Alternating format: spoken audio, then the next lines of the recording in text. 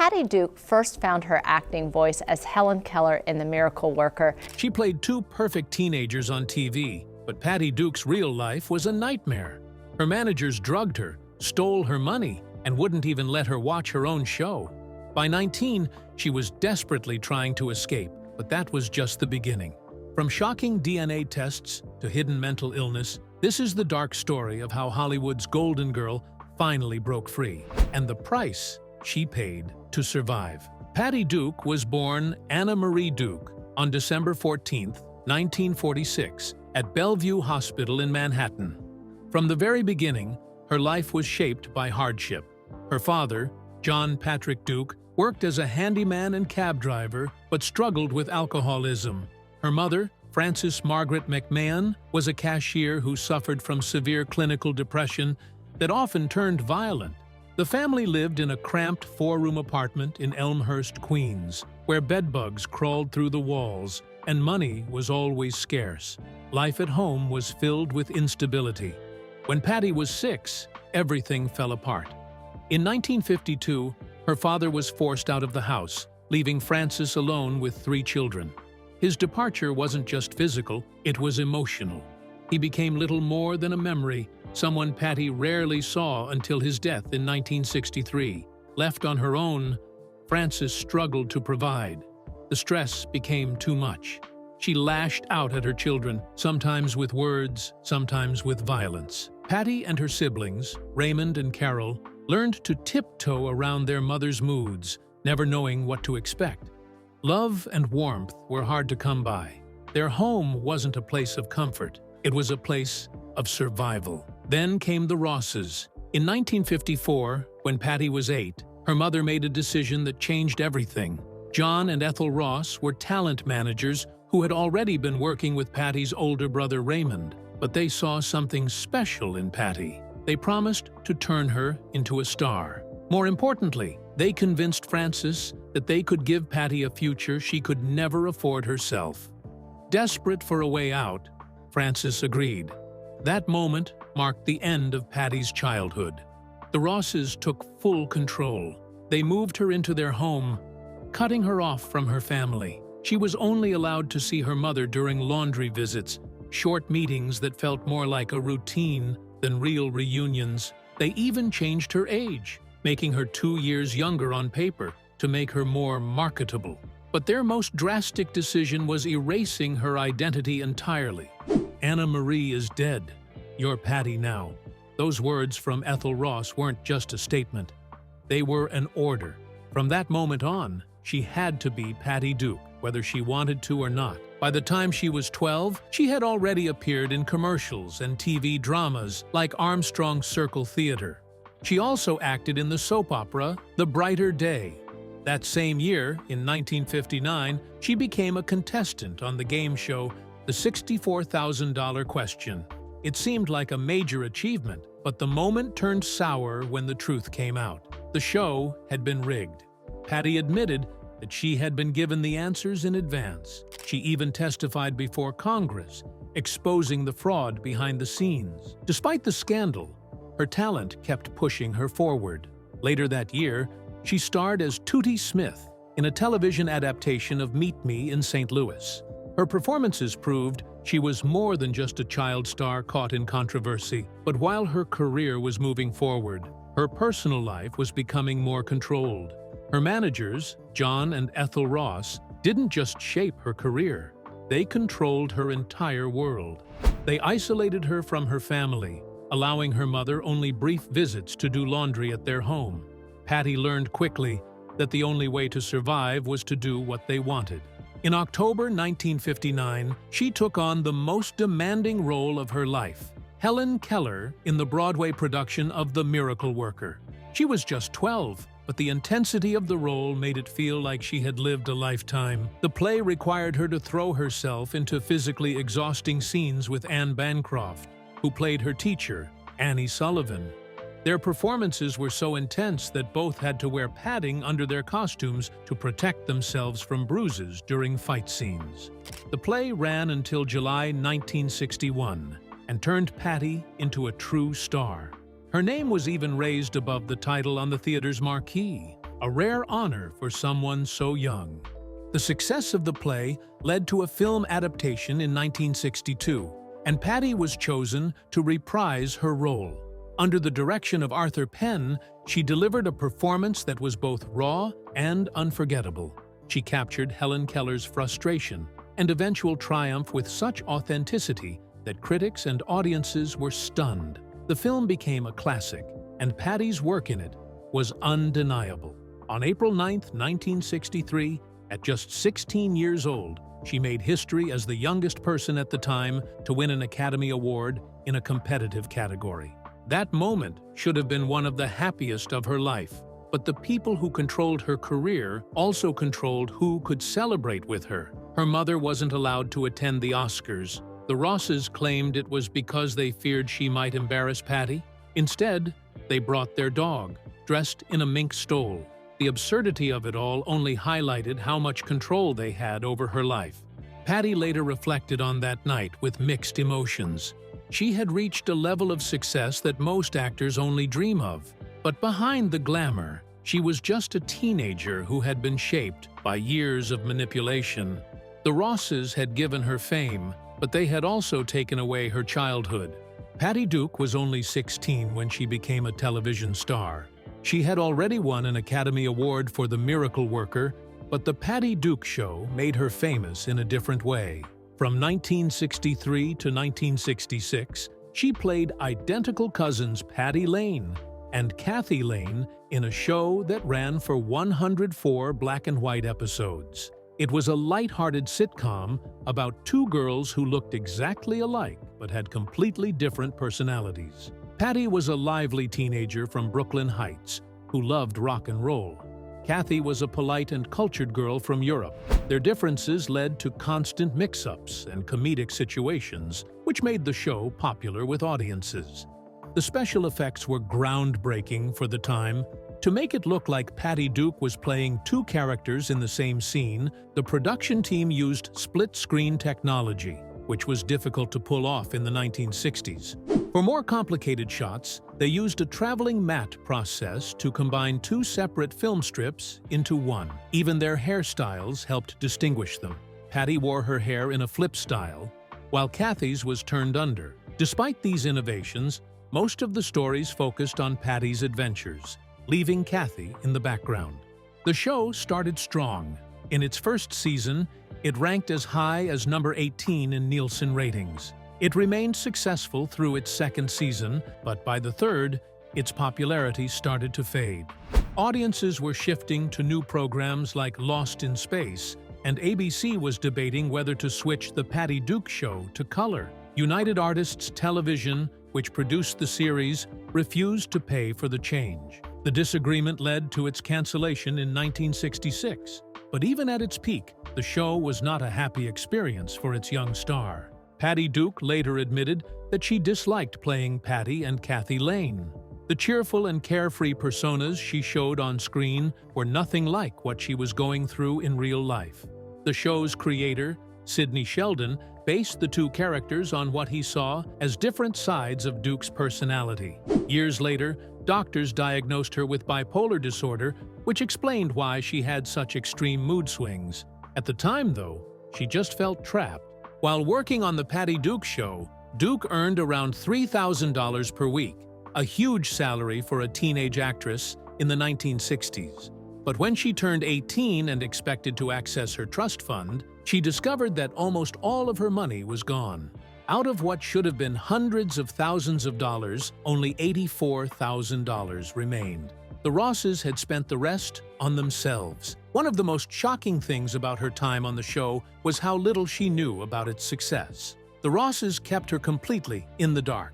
Even though The Patty Duke Show was a hit in its first season, she had no idea it was doing so well.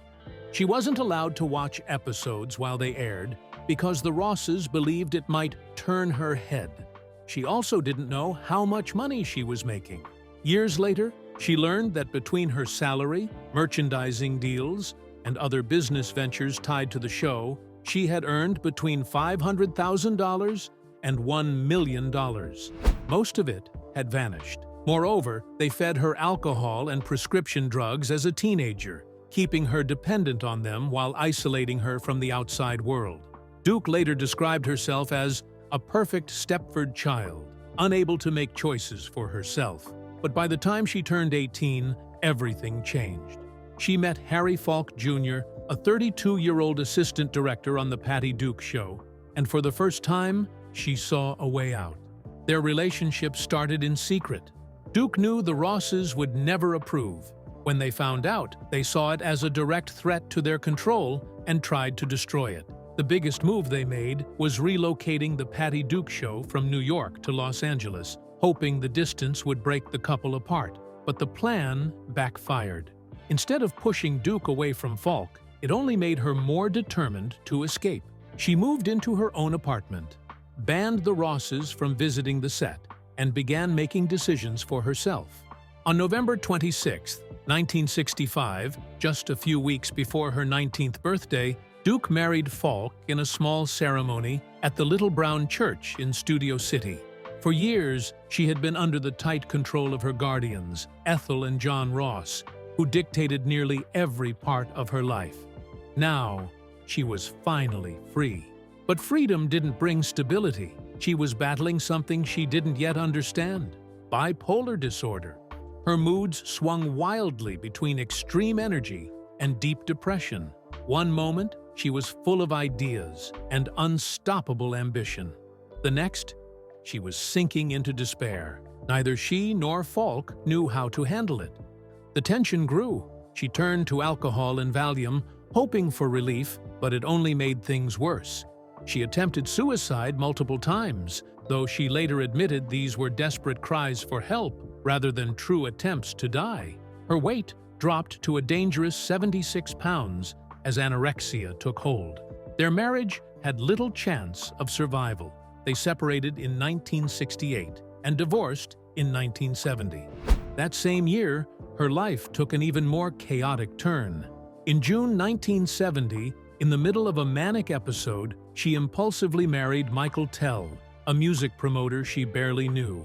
The marriage lasted only 13 days before it was annulled. At the time, she was heartbroken over the end of her relationship with Desi Arnaz Jr. and struggling with an unplanned pregnancy. She later wrote in her autobiography, Call Me Anna, that the marriage had never been consummated and that she believed John Astin was the father of her son, Sean Astin. But decades later, in 1994, a DNA test revealed the truth. Michael Tell was Sean's biological father. Even Duke hadn't expected that result. By 1972, she had moved on again. She married actor John Astin after a 2-year relationship that had begun while he was still married. Their life together seemed more stable. He adopted Sean, and they had a son together, Mackenzie, in 1973. But Duke's struggles with bipolar disorder didn't go away. She still faced intense mood swings, and despite their love, the pressure of living with her condition put a strain on their marriage. Astin supported her through many difficult times, but in 1985, they divorced. One of the factors in their separation was Astin's conversion to Buddhism in 1984. This change created a distance between them, though Duke always spoke highly of him and credited him with providing stability for Sean. During these years, the public misunderstood much of what was happening to her. At the 1970 Emmy Awards, she gave a rambling speech that led to rumors of drug use. In reality, she was in the middle of a manic episode and had not slept for 3 weeks. But at the time, mental illness wasn't well understood, and instead of sympathy, she faced judgment.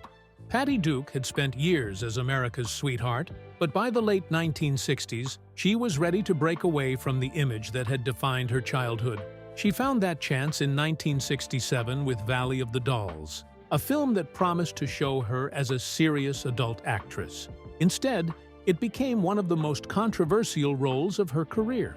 She played Neely O'Hara, a young Hollywood star who rises fast but crashes even faster, caught in a whirlwind of addiction and self-destruction. The role was intense, emotional, and unlike anything Duke had done before.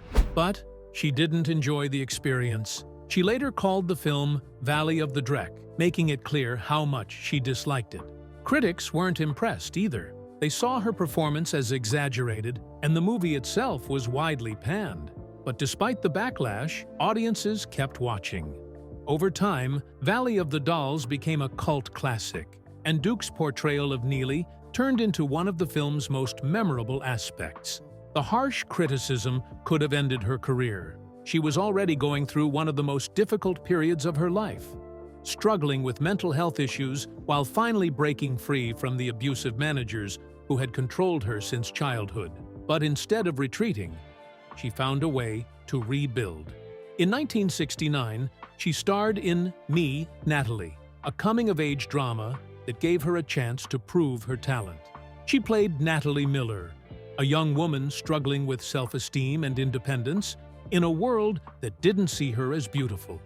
It was a personal and emotional role, and this time, critics took notice. Her performance won her a Golden Globe for Best Actress in a Motion Picture, Comedy, or Musical, showing Hollywood that she was more than just a former child star.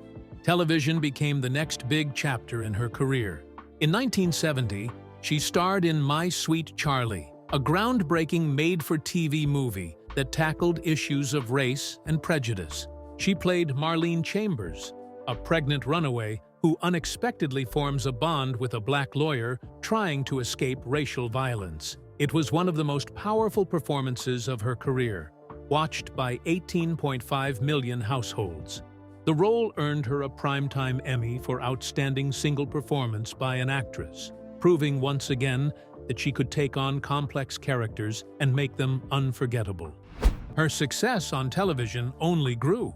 In 1977, she won another Emmy for Captains and the Kings, a mini-series about an Irish immigrant family's rise to power in America. Playing Bernadette Hennessy, she delivered a performance filled with depth and emotion, once again reminding audiences of her incredible range. Then came a moment that brought her career full circle. In 1980, Duke returned to The Miracle Worker, but this time, she wasn't playing Helen Keller. Instead, she took on the role of Anne Sullivan, the determined teacher who had once changed Helen's life. Starring alongside Melissa Gilbert, she brought new layers to a character she already knew so well. The performance earned her an Emmy nomination and became one of the most meaningful roles of her career. Patty Duke was a star from a young age. She won an Oscar in 1963 for The Miracle Worker when she was just 16. A year later, she became a household name with The Patty Duke Show, playing identical cousins with opposite personalities. On the surface, her life looked perfect, but behind the scenes, she was fighting a battle that no one understood. Her emotions swung from extreme highs to unbearable lows. One moment, she was full of energy, making impulsive decisions. The next, she was sinking into despair, unable to get out of bed. For years, people thought it was just the stress of fame. In reality, she was living with something much more serious. At 36, she finally got the answer. In 1982, doctors diagnosed her with bipolar disorder, a condition that was then called manic depression. The diagnosis changed everything. She was prescribed lithium, a medication that stabilized her mood. It didn't erase her struggles, but for the first time in her life, she felt in control. Before her diagnosis, things had spiraled out of control. She attempted suicide multiple times, overdosing on Valium 8 times during her darkest moments. She later admitted that these weren't just attempts to end her life. They were desperate cries for help. Without knowing what was wrong, she had no way to fight it. Instead of hiding her diagnosis, she did something rare for a celebrity in the 1980s. She spoke out. In 1987, she released her memoir, Call Me Anna, co-written with Kenneth Turan. The book detailed everything: her childhood trauma, substance abuse, and the moment she finally understood what was happening to her. It became a bestseller and was later turned into a TV movie in 1990, where Duke played herself in her later years. Her honesty changed the conversation around mental health. At a time when Hollywood ignored or even mocked mental illness, she paved the way for others to speak up. Celebrities like Carrie Fisher and Catherine Zeta-Jones later credited her with inspiring them to share their own struggles with bipolar disorder. Patty Duke didn't just talk about mental health. She made sure people listened. She wrote about her experiences, but she also took her message to millions through television. She appeared on The Oprah Winfrey Show and other programs, speaking openly about her struggles with bipolar disorder. For many watching at home, it was the first time they saw someone in the public eye say the words they had been too afraid to say themselves. She made it clear that mental illness wasn't a weakness. It was something that needed understanding, treatment, and most of all, conversation. She didn't stop there. She worked with the National Institute of Mental Health and the National Alliance on Mental Illness, pushing for better policies and more funding for research and treatment. She took her fight to Congress, lobbying for laws that ensured mental health care was treated as seriously as physical health. Her efforts contributed to major legislative changes, including mental health parity laws that required insurance companies to cover mental health treatment fairly. Before then, many people couldn't afford the care they needed.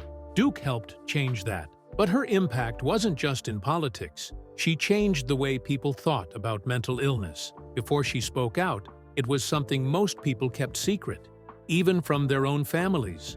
She helped break that silence. She showed that speaking up didn't mean losing respect. It meant gaining strength. Because of her, more people started telling their own stories, and the stigma around mental illness began to crack. Duke's fight for justice didn't stop at mental health.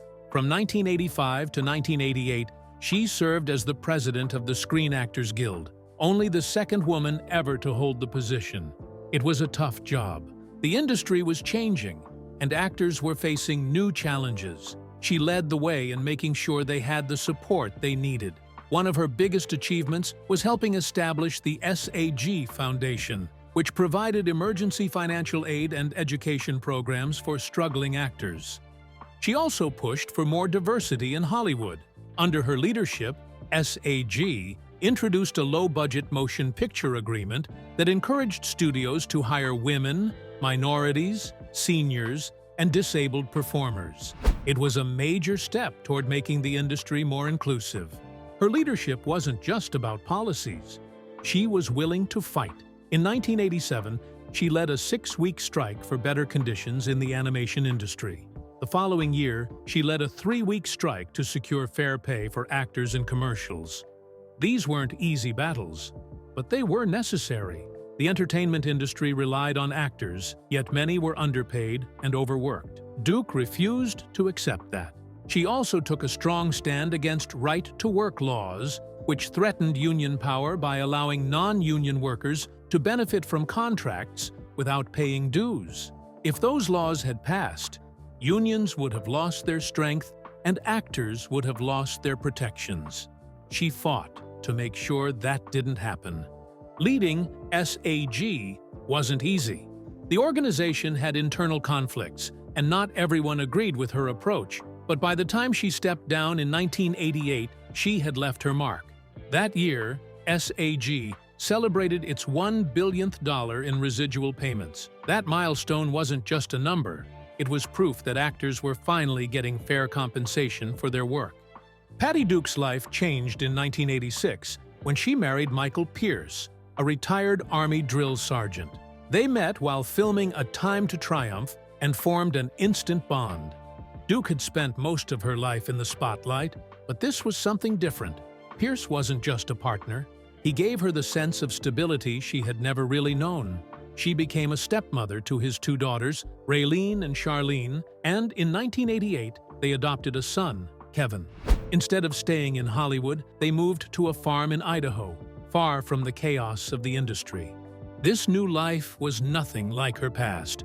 Her earlier relationships had been turbulent, often made worse by her struggles with undiagnosed bipolar disorder. But with Pierce, things were different. He was steady, reliable, and always there when she needed him. Her son, Sean Astin, once described Pierce as her protector, and in many ways, that's exactly what he became. He supported her through the ups and downs of her mental health journey, giving her the kind of unconditional love she had long been searching for. For nearly 30 years, Duke embraced this quiet life. She still took on acting roles, but no longer felt controlled by the pressures of fame. Instead, she focused on her family and her advocacy work, speaking openly about mental health at a time when few celebrities dared to. She had spent years trying to hide her struggles, but now she used her voice to help others. The farm in Idaho became a sanctuary, a place where she could finally be herself without the expectations of Hollywood weighing her down. On March 29, 2016, Duke passed away at the age of 69. The cause was sepsis, triggered by a ruptured intestine. It was sudden and devastating. Sepsis is a severe medical condition where the body's response to an infection spirals out of control, often leading to organ failure. In the United States alone, over 1 million cases occur each year, with severe cases having a mortality rate of 40 to 50%. Her death brought attention to the dangers of sepsis, raising awareness of its symptoms and the need for early treatment. Her family released a statement that captured who she was beyond the screen. She was a wife, a mother, a grandmother, a friend, a mental health advocate, and a cultural icon. But her impact didn't end there.